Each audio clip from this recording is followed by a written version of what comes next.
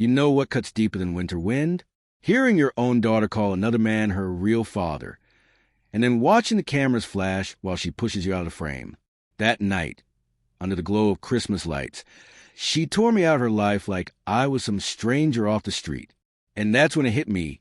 40 years of sacrifice, of raising her alone after her mother died, meant nothing to her in front of those people. She thought I'd just swallow it, keep writing the checks, and quietly fade away. But she had no idea what was coming. She had no idea who I really am. Before we continue, please subscribe to the channel and let us know where you're listening in the comments. I had driven 12 hours from Ontario, New York, to Richmond, Virginia, with a trunk full of gifts and a heart that still carried the weight of every Christmas I'd made special for her. The wedding venue looked like something out of Norman Rockwell painting. White columns wrapped in garland. The smell of gingerbread drifting out into the cold air. Carolers rehearsing in the distance. Everyone was dressed like royalty, sipping champagne, their laughter sharp and polished. Me? I wore the same Navy suit I'd bought back in '09 for her high school graduation. Didn't matter. I wasn't there to impress anyone. I was there for her. But from the second I walked through those doors, I felt it.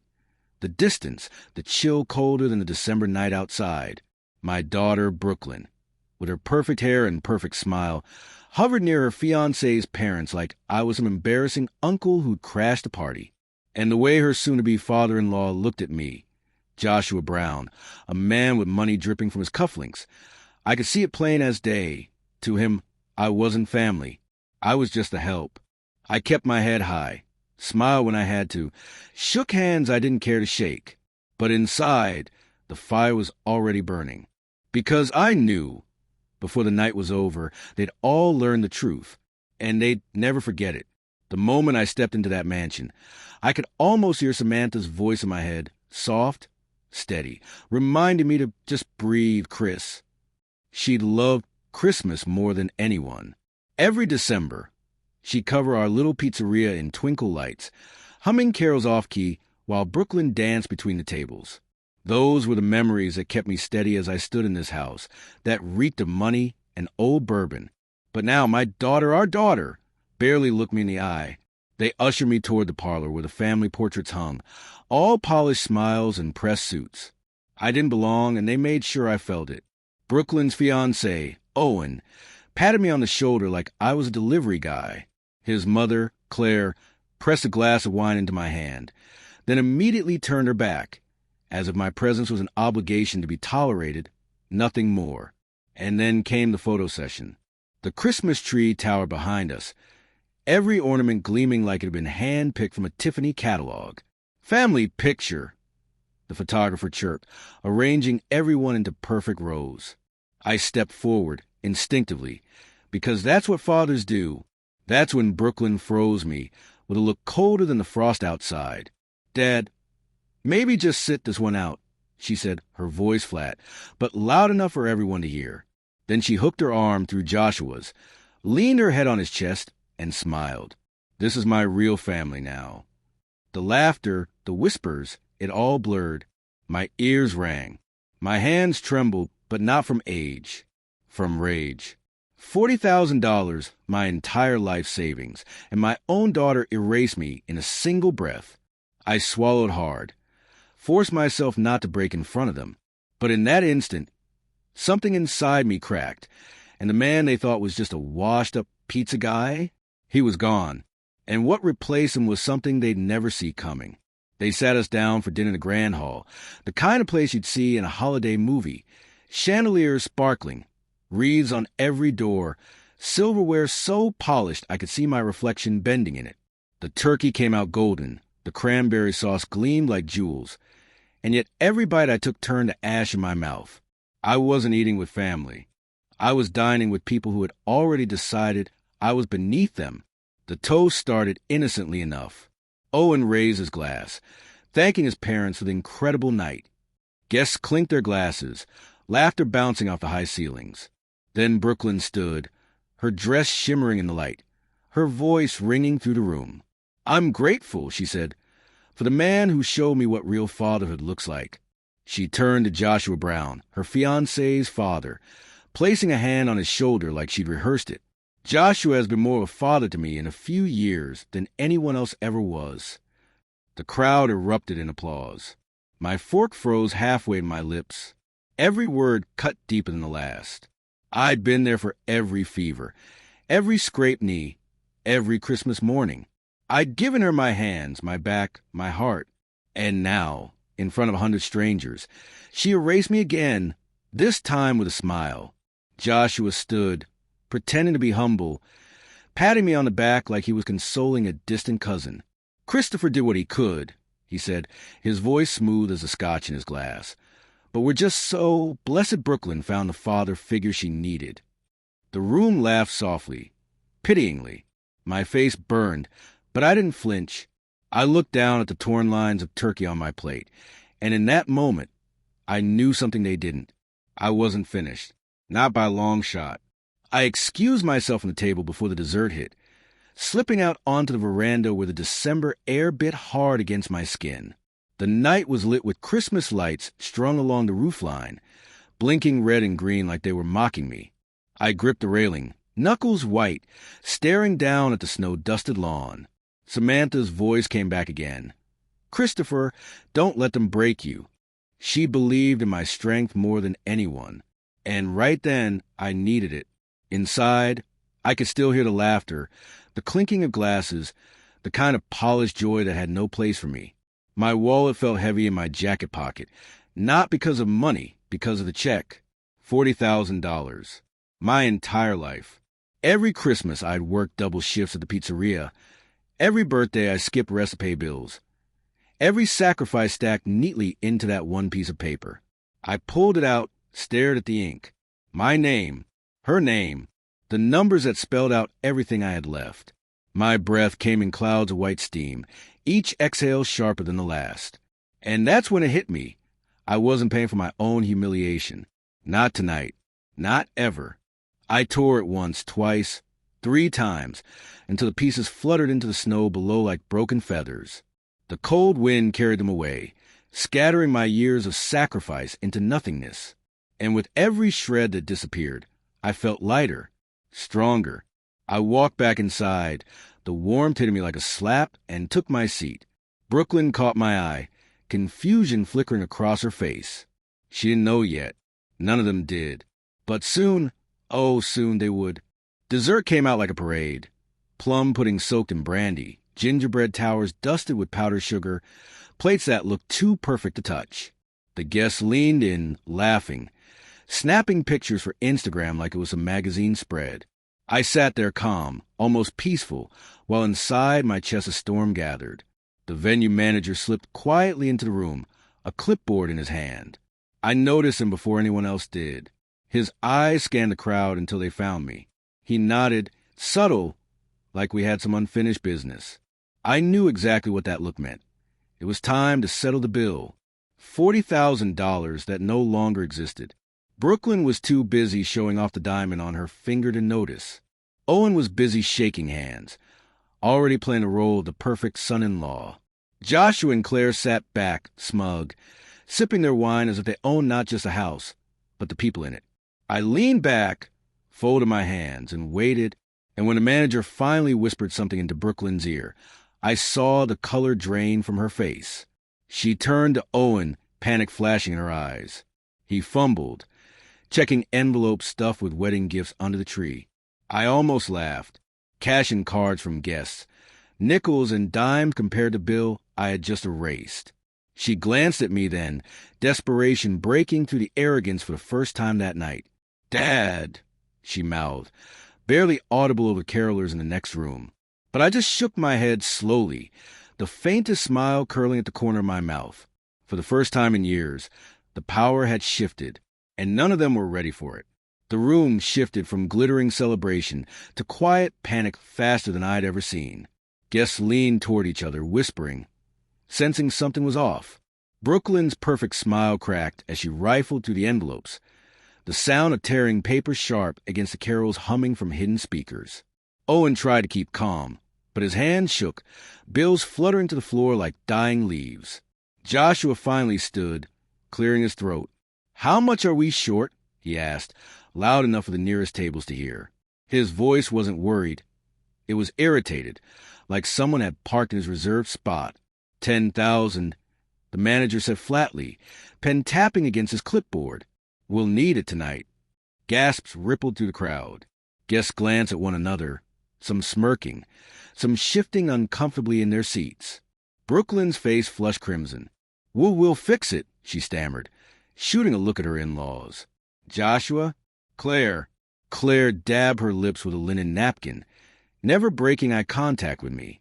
This was Christopher's responsibility, dear, she said, her tone as smooth as ice. We already contributed plenty. Brooklyn's eyes went wide, her voice rising. You can't just let this happen. This is my wedding. Joshua only shrugged. Actions have consequences. Maybe you should have thought of that. The silence that followed was deafening, pierced only by the faint jingle of silverware and the hum of Silent Night, echoing through the hall. I sat back, letting it all unravel. Every cruel word they'd thrown at me unraveling back onto them. For the first time all night, I wasn't the one on display. They were. And the best part? The show had only just begun. Brooklyn's voice cracked as she tried to hold the room together. Please, everyone, just give us a moment. She pulled Owen aside, clutching his arm so tight her nails dug into his sleeve. I watched them whisper, her eyes darting between the guests, the manager, and me. Panic had stolen the shine from her. She looked less like a bride and more like a cornered child. The guests shifted uncomfortably, some slipping out their phones, pretending to scroll while secretly recording. Because this was the kind of scandal people loved to witness. A perfect wedding melting down in real time. I caught Joshua smirking, as if my daughter's humiliation was just another night's entertainment. That smug expression told me everything. He had no intention of saving her. He wanted her to suffer for choosing him as her real father. And Claire? She didn't even bother pretending. She sat there like a queen on her throne, sipping her champagne while her new daughter drowned. Brooklyn turned back to me then, tears trembling in her eyes. Dad, please, she whispered, her voice raw. Every head swiveled in my direction, 100 eyes waiting for me to cave, to pull out another check, to rescue the very people who had spit on my name just hours earlier. I let the silence stretch, heavy as the snow piling outside. Then I leaned forward, resting my elbows on the table. Funny, I said, my voice steady, cutting through the noise. I thought your real father had this covered. The room went dead still. The carols playing in the background suddenly sounded like a cruel joke. And in that silence, the first crack appeared in Brooklyn's perfect world. Brooklyn's face twisted, caught between rage and desperation. How can you do this to me? She hissed, her mascara starting to run. This is my wedding. I leaned back in my chair, folding my arms. No, sweetheart, this is your lesson. My voice wasn't loud, but it carried. Guests leaned in, hungry for every word, like wolves circling the fire. Owen jumped in, his polished smile cracking. Christopher, be reasonable. You don't want to embarrass your daughter in front of all these people. I tilted my head, studying him. Embarrass her? She's doing a fine job of that all on her own. Gasps scattered through the hall. Someone actually laughed, quickly stifled behind a napkin. The tension was so thick you could slice it like the fruitcake sitting untouched on the dessert table. Brooklyn stomped her heel, the sound echoing against the marble floor. You're ruining everything, she cried, her voice breaking into a childish wail. All I wanted was one perfect day. The manager cleared his throat, clipboard pressed tight to his chest. If the bill isn't settled within the hour, we'll have to shut the reception down. No exceptions. A murmur swept across the room, guests whispering like churchgoers after a scandalous sermon. All eyes swung back to me again, waiting for the punchline, waiting to see if I'd play the fool. I picked up my glass, swirled the last drop of wine, and let it burn down my throat. Then I set it down slowly, deliberately, so the clink against the table rang louder than Brooklyn's sobs. And I smiled, because I knew this night was about collapse, and I wouldn't lift a finger to stop it. The first guest began slipping toward the exits, coats in hand, murmuring excuses about early flights and long drives. No one wanted to be the last rat on a sinking ship. The string quartet faltered, their bows hovering uncertainly above the strings before the music fizzled out entirely. What had been a fairy tale wedding now felt like a funeral march. Brooklyn clawed at Owen's arm, her voice breaking. "Fix this. Do something." But Owen, pale and sweating, could barely look her in the eye. He muttered something about his trust fund being locked until next quarter, a pathetic excuse that only made the whispers grow louder. Joshua finally rose, his presence commanding the room. For a heartbeat, I thought he might actually come to her rescue. Instead, he lifted his glass and said, "Ladies and gentlemen, thank you for your patience. It seems we've hit a logistical snag." His smirk betrayed the truth. He was enjoying every second of her humiliation. Brooklyn's sobs grew louder, echoing under the vaulted ceiling. Claire leaned toward her daughter-in-law, her voice a hiss just loud enough for me to catch. A real lady would have handled this better. The cruelty in her tone was surgical, slicing through Brooklyn's last offenses. She turned back to me, broken now, her voice trembling. "Dad, I'm begging you. Please, please help me." Every camera phone in the room was trained on us, the glow of recording lights twinkling like sinister Christmas stars. I could feel the judgment, the anticipation, everyone waiting to see if I'd crumble. But instead, I stood slowly, pushing my chair back so it scraped hard against the marble. The sound silenced the whispers, and with every eye locked on me, I opened my mouth, not to save her, but to deliver the words that would finish what she started. I looked around that glittering hall, the garlands and twinkling lights now hanging like stage props in a cruel play.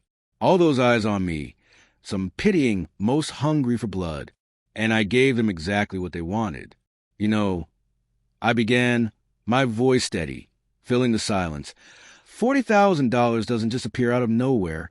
That was every Christmas tip I saved, every double shift at the pizzeria. Every night, I came home smelling like garlic and smoke instead of tucking my little girl into bed.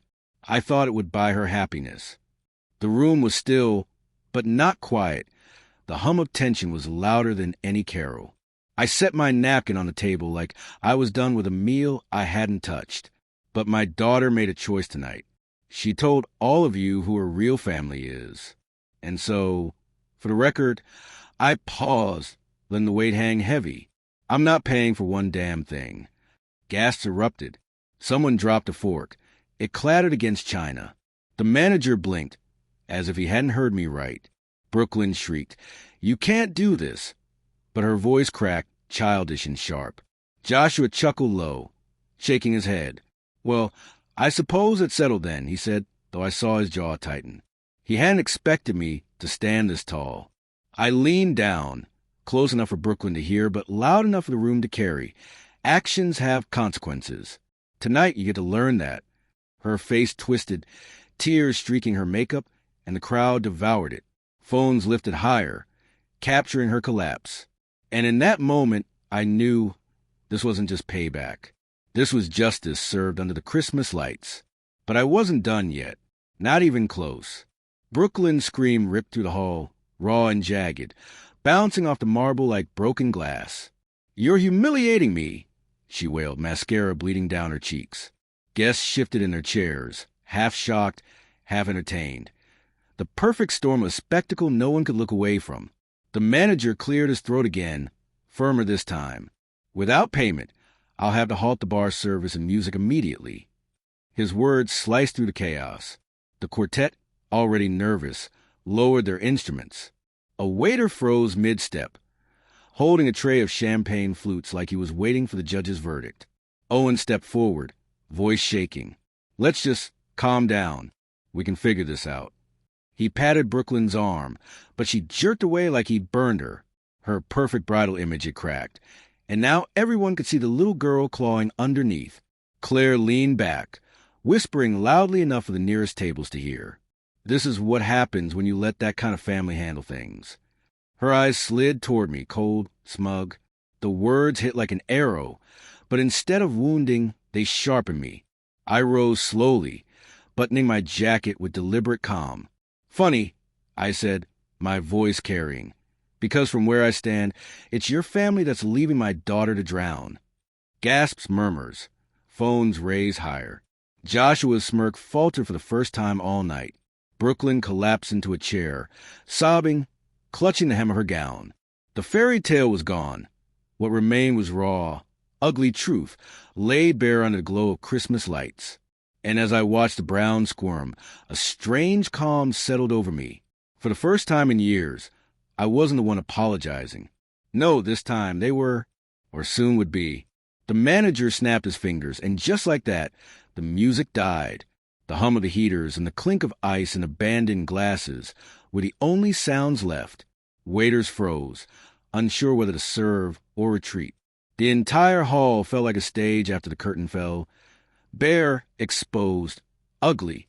Brooklyn shot up from her chair, her gown dragging across the floor, her voice slicing through the silence. "Do something," she screamed at Owen. "Fix this. You promised me everything would be perfect." Her words cracked like brittle glass, echoing across the hall. Owen's face turned as pale as the snow outside. He stammered, I don't have access to that kind of money right now. My accounts." "Your accounts?" she spat, her voice shrill. "You told me I'd never have to worry about money again." The crowd shifted, murmuring, feeding on the unraveling. Every promise, every lie, now being aired like dirty laundry in front of 100 well-dressed witnesses. Joshua finally stood, heavy with irritation. "Enough. This circus has gone far enough." His baritone rolled across the room. For a moment, he looked like the savior again, the patriarch reclaiming order. But when Brooklyn rushed him, clutching his arm, he peeled her fingers away like she was nothing. "Actions have consequences," he said, echoing my own words from earlier. His voice was sharp, final. "You made your choice. Live with it." Gasps swept through the room.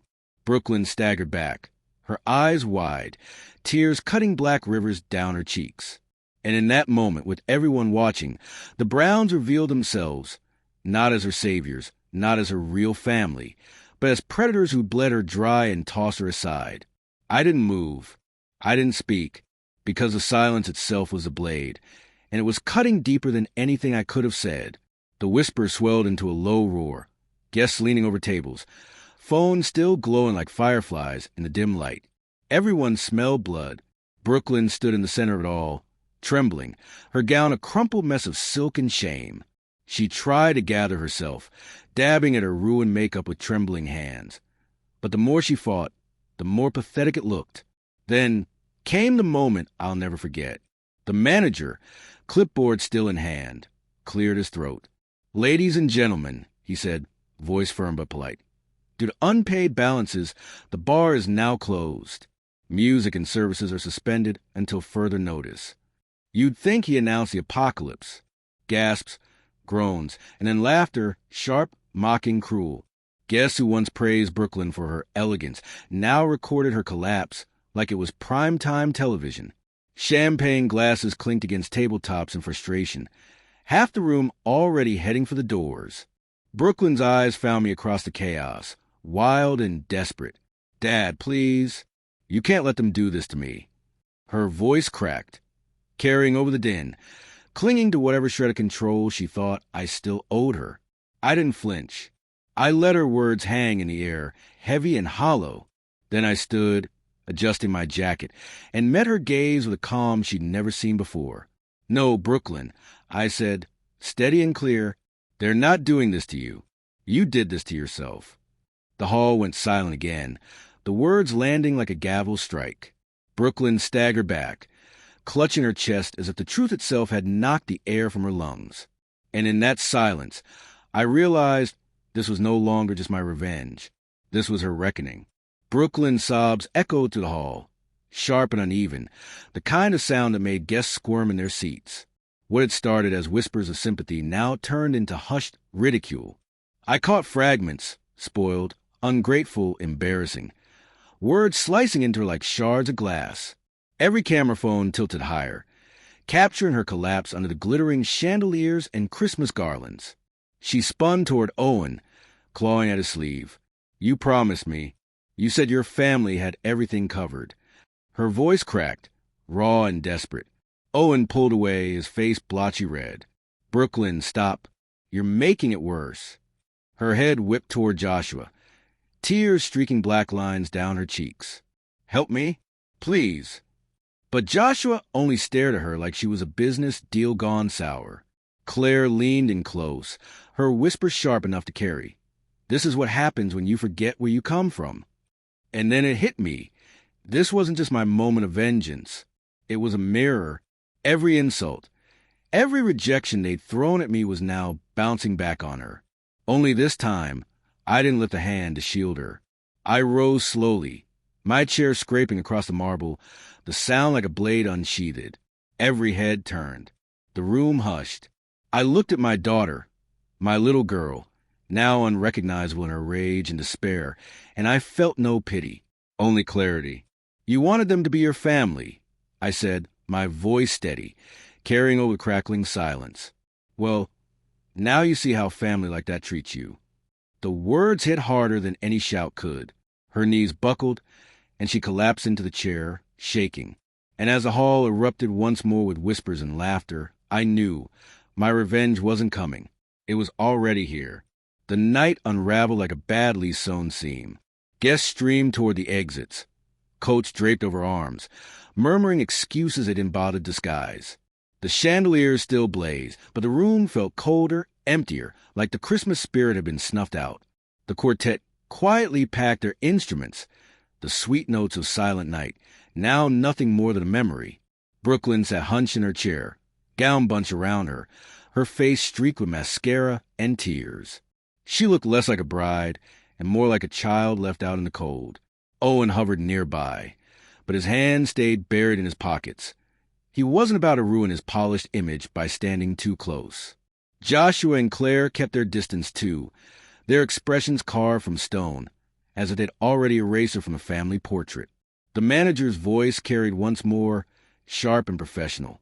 "If the balance is not resolved immediately, security will escort remaining guests out." The humiliation was complete, yet Brooklyn still turned to me, her eyes pleading, broken. "Dad," she whispered, barely audible over the scraping of chairs. "Please, I can't end like this." I looked at her for a long moment.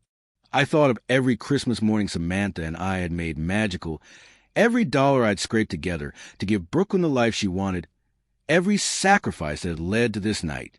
And then I said softly, "It already has." The words shattered her. She collapsed forward, sobbing into her hands as the last of the guests filed out. Phones captured it all, the glow of their screens painting her downfall in cruel light. I stood tall, buttoned my coat, and turned toward the exit. The sound of her crying trailed behind me like a hymn. And with each step toward the snowy night, I felt the weight lift. But one final act still remained. The cold air slapped me awake as I stepped outside, the night sky heavy with stars and snowflakes drifting like ashes. The muffled sound of chaos inside faded, replaced by the distant hum of a Christmas hymn playing from a nearby church. I paused on the steps, watching my breath rise in white clouds, and for the first time in years I felt light-free. Behind me, the doors burst open. Brooklyn stumbled out, still in her gown, her mascara smeared like war paint. She fell to her knees on the stone steps, clutching the fabric of her dress, her sobs spilling into the night. "Dad," she cried, her voice hoarse, "don't leave me like this. Please, I need you." I turned, studying her under the glow of the Christmas lights. For a moment, I saw flashes of the little girl who once waited for Santa by the fireplace, clutching her mother's ornament in her tiny hands. But that little girl was gone, buried under years of choices, pride, and betrayal. Slowly, I reached into my pocket and pulled out that very ornament, the one Samantha had given Brooklyn her last Christmas alive, a red glass heart, chipped to the edge, wrapped in tissue I'd carried all this way. I held it out for her to see, the snow catching the light on its surface. This, I said, my voice steady, was family.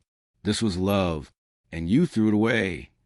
Her sobs broke into wails as I placed the ornament gently on the step before her, like a gravestone for what we once had. Then I turned, the crunch of snow under my shoes the only sound, and walked toward my car. As I pulled onto the empty road, Christmas lights blinking in the rear view like fading memories, I whispered to the silence, "Merry Christmas, Samantha." She finally knows. And with that, I drove into the night, dignity intact, vengeance complete, and my soul finally free. If you like this story, please like this video. Subscribe to the channel and share your impressions of this story in the comments. To listen to the next story, click on the box on the right.